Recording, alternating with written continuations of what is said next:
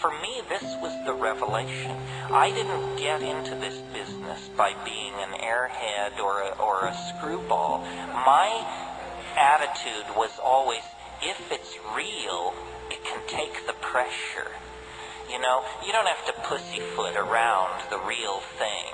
If they're telling you, you know, oh, you must lower your voice and avert your gaze or this and that, then you're probably in the presence of crap. Because the real thing is real. It doesn't demand that you adjust your opinion to suit it. It's real. That means it is preeminent. That means it sets the agenda. And I studied yoga, I wandered around in the East, I was fast shuffled by beady-eyed little men in dhoties. I know the whole spiritual supermarket and rigmarole, and I find nothing there to interest me on the level of, 5 grams of psilocybin mushrooms in silent darkness. I mean, that's where the pedal meets the metal. That's where the rubber meets the road. And the inspiration for me to get up and talk to an audience like this simply comes from the fact that I cannot believe that this could be kept under wraps the way it has. I mean, I kidded with you earlier that they would make sex illegal if they could.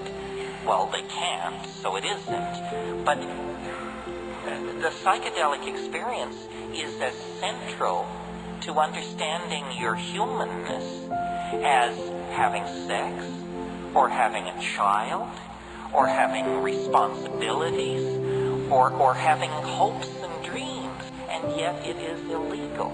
We are somehow told we are infantilized.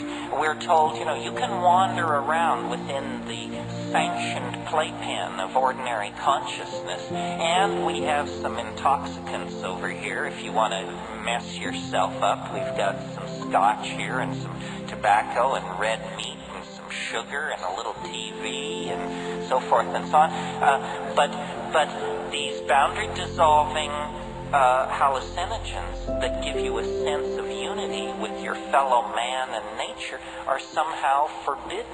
This is an outrage. It's a sign of cultural immaturity, and the fact that we tolerate it is a sign that we are living in a society as oppressed as any society in the past. My thing is not about my opinion or what I saw in Africa or anything like that. This is, get it straight, this is about an experience, not my experience, your experience. It's about an experience which you have, like getting laid or like going to Africa. You must do the experience.